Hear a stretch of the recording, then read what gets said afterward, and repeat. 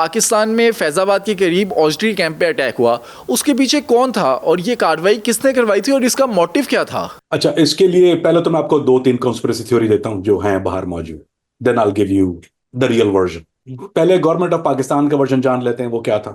तो जब government of Pakistan Ziaul हक शहीद ने इसको इस तरह से बताया था कि वो जी कुछ रॉकेट हमारे पास जो वो असला पायल हुआ था वहां पे, वो फैजाबाद, आई थिंक फैजाबाद है ओजडी camp, that's what it is. बिल्कुल। तो शहर के बीच में है बिल्कुल, एक तो बिल्कुल कीप इन माइंड ऐसा होता नहीं है, शहर के बीचों बीच को असला डिपो आर्मी का होता नहीं है, इट्स वेरी अनहर्ड ऑफ। लेकिन वो कहते एक्सक्यूज ये था कि जी वो तो बहुत पहले से हमारे पास, तो जी वो कायम पाकिस्तान से पहले यारी यारिया, खैर जो भी खुराफात है। तो उन्होंने ये कहा कि यहाँ पे असला पायल हुआ था और वो सलीके से नहीं हुआ था। इट मीन्स के जो रॉकेट रखे हुए थे वो सही तरीके से नहीं रखे हुए थे। तो स्लाइडो के रॉकेट नीचे गिरा और उससे जो है वो फ्रिक्शन हुआ, एक रॉकेट से फटा। So it triggers all the other ones. Let me tell you answer for that. Rocket के अंदर एक सेफ्टी फ्यूज होता है, हर रॉकेट के अंदर। सेफ्टी फ्यूज के बगैर रॉकेट नहीं चलता। हर रॉकेट जो स्टोरेज में आता है वो सेफ्टी फ्यूज के साथ आता है। चाहे वो मर्डर हो, मर्डर ज्यादा ज्यादा इस्तेमाल होता है उस वक्त, उस जमाने के। चाहे वो आरपीजी हो, आरपीजी का जो है वो ट्रिगर हिट से करता है, यानी उसको उसको स्ट्राइक होती है। उससे बगैर आप कुछ भी कर लो, तो हथौड़ा मारे जाओ, फ्रंट से आप हथौड़ा मारेंगे कुछ नहीं होगा उसको। तो वो गिरा दें उसको, कितनी दफा मुझे मेरे सामने 10 दफा गिरता है वो गिर जाता है, कुछ नहीं होता। और जो रॉकेट जो है, मार्टर है या 7 मिलीमीटर या 10 मिलीमीटर रॉकेट है, या जो जो वो एक उसका जो एक अंदर एक मैकेनिज्म फ्यूज होता है, अगर आप उसको गिराएंगे तो वो एक्टिवेट नहीं होगा जब तक वो फ्यूज उसके अंदर नहीं लगा होगा, और स्टोरेज में फ्यूज इस्तेमाल नहीं होते।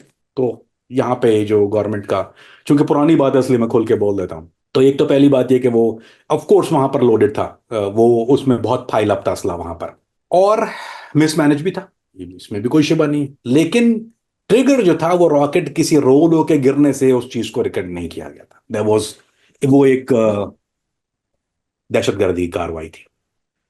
और वो किसकी तरफ से हुई थी? मैं बता देता हूं आपको। वहां पर पहले पहले मैं बता देता हूं कि वो कि इंडिया ने क्लेम किया था एक दफा, वो बिल्कुल बेवकूफाना बात है। आई थिंक वो मार्क लीवी ने भी अपनी बुक में लिखा है, 19 आई थिंक 2011 में मार्क लीवी की बुक आई जिसमें उसकी मुलाकात दो इंडियन जर्नलिस्ट हुई। उन्होंने कहा कि हमने किया था, उन्होंने नहीं किया था। तो दो कॉन्स्पिरेसी थ्योरी ये थी कि रशियन ने, के इंतकाम के तौर पे रशियनों ने, चूंकि वो उनको डिफीट हुई है पाकिस्तान की तरफ से, तो उन्होंने जाके कर दिया। That's not true. असल में मामला ये था कि वहां पर वो स्टोरेज आपका स्टिंगर्ड स्टोरेज डिपो था। सो अमेरिकन सीआईए का कहना यह था कि जितने हम असलहा दे रहे हैं अफगानिस्तान के लिए, और विच इज ट्रू, कि वो 100% अफगानिस्तान नहीं जा रहा। वो रह रहा है पाकिस्तान में। क्यों रह रहा है पाकिस्तान में? ताकि वो हमारा जो जहाद है कश्मीर में उसके लिए इस्तेमाल हो रहा है, यानी जो पाकिस्तान में। लेकिन वो is not 100% going up there. And उनको ये इस बात से जरा सा तकलीफ थी कि दिस इज नॉट राइट, आप स्टॉक फाइल कर रहे हैं हमारा weapon and you suppose to give it. So वो जो था वो सीआईए बेस ऑपरेशन था जिसमें वो ट्रिगर हुआ है। इट्स वाज इम्पॉसिबल टू वो फ्यूज।